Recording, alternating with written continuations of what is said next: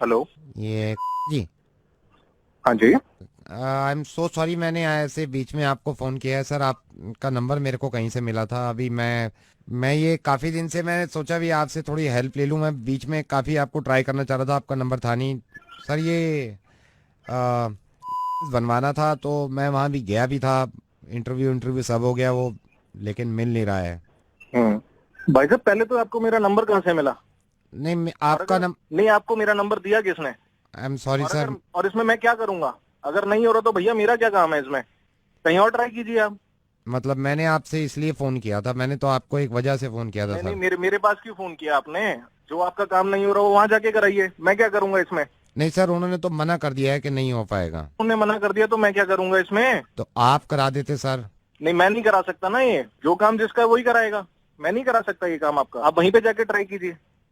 Sir I am sorry but sir कुछ ले दे के नहीं, इसमें अगर आप। सॉरी? ये क्या बदतमीजी है? क्या ले दे के? जो काम मेरा नहीं है उसके लिए मेरे को फोन कर रहे हो? मेरा सर कुछ नंबर ले लिया पैसे कहीं मैं से अगर तुमने? आपके घर पहुंचवा दूं, मतलब आज ही पहुंचवा दूं अबे मतलब। गधे साले, तू मेरे को रिश्वत दे रहा है? तेरे को पता है तू क्या बात कर रहा है? सर वो 2 मिनट के अंदर अंदर करवा सकता हूँ मैं। हिम्मत कैसे हुई तेरी रिश्वत की बात करने की मेरे से? सर क्योंकि आप सरकारी एम्प्लॉय हो इसलिए मैंने क्यों? रिश्वत की बात कर ली। तो क्या क्या क्या सारे सारे सरकारी एम्प्लॉय रिश्वत लेते हैं? तो फिर ये कैसे हो गया कि हर मुसलमान टेररिस्ट हो गया? तो फिर ये कैसे आपने पोस्ट कर दिया कि हर मुसलमान टेररिस्ट होता है, इनको देश से निकाल दो?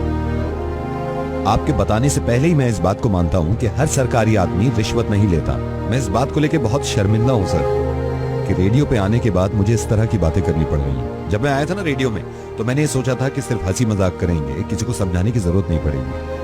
कितनी अच्छी बात है आपकी कि आप एक गवर्नमेंट एम्प्लॉय हैं तो आप रिश्वत से नफरत करते हैं, जो कि करनी भी चाहिए। लेकिन इतनी ही नफरत एक दूसरी कम्युनिटी से, जो कि आपके साथ रह रही है, जो आपके साथ रहती थी और रहेगी।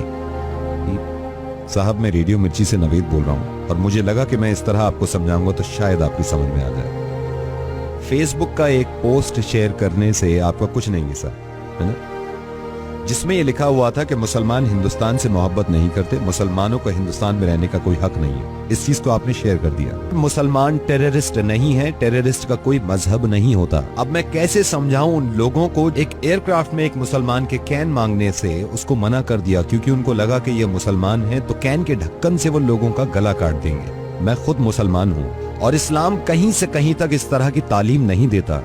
मैं आपको सही बताऊं, इस्लाम गले काटने की नहीं, गले मिलाने की बात करता है। बल्कि किसी भी मजहब में एक दूसरे से नफरत करना और एक दूसरे को मारना, ये कभी नहीं बताया जाता। हिंदू, मुस्लिम, क्रिश्चियन, बुद्धिस्ट के घर घर जाके नहीं कह सकता मैं कि एक दूसरे से मोहब्बत कर लीजिए। और उन लोगों से भी मेरी नाराजगी है जो मुसलमान होके हिंदुओं से नफरत करते हैं और इस बात को बढ़ावा देते हैं कि हिंदुओं से नफरत करो, उनसे नाता खत्म कर दो। सिर्फ आपको यह बताना चाह रहा हूं कि एक मुसलमान को जान से मार देने में भी इतनी ही तकलीफ होती है उस इंसान को जो मरता है, और एक हिंदू को मार देने से इतनी ही तकलीफ होती है इस इंसान को जो कोई मारता है। इतना अच्छा काम करते हैं, इतनी अच्छी सोच रखते हैं कि रिश्वत ना किसी से लेंगे और ना ही किसी को देंगे। और मुझे मालूम है ये फेसबुक पे जो आग उगल रही है आजकल, ये पता नहीं कहां से शुरुआत हुई है, और हम सिर्फ पुश करते हैं इस बातों को।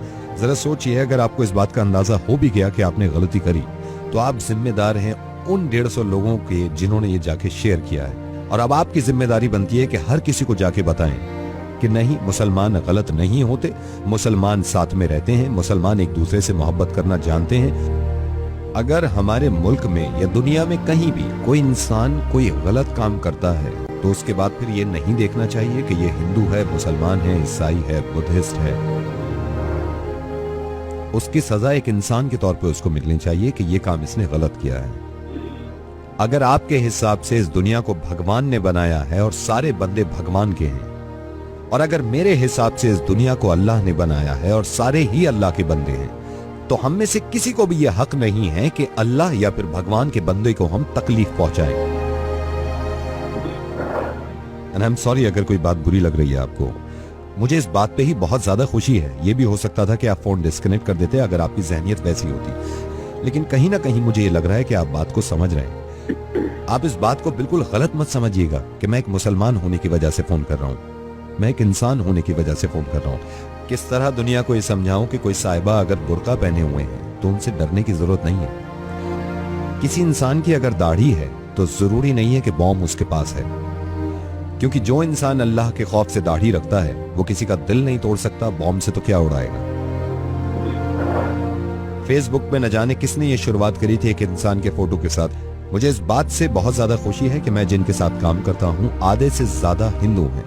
10 साल हो गए मुझे, 10 साल हो गए, आज तक छोटी सी शिकायत ना मुझे उनसे मिली ना उन्हें मुझसे मिली। इससे ज्यादा बड़ा एग्जाम्पल हो नहीं सकता हमारी मोहब्बत का।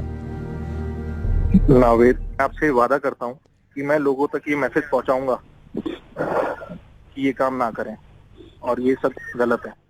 बहुत बहुत शुक्रिया, धन्यवाद, थैंक यू सो मच।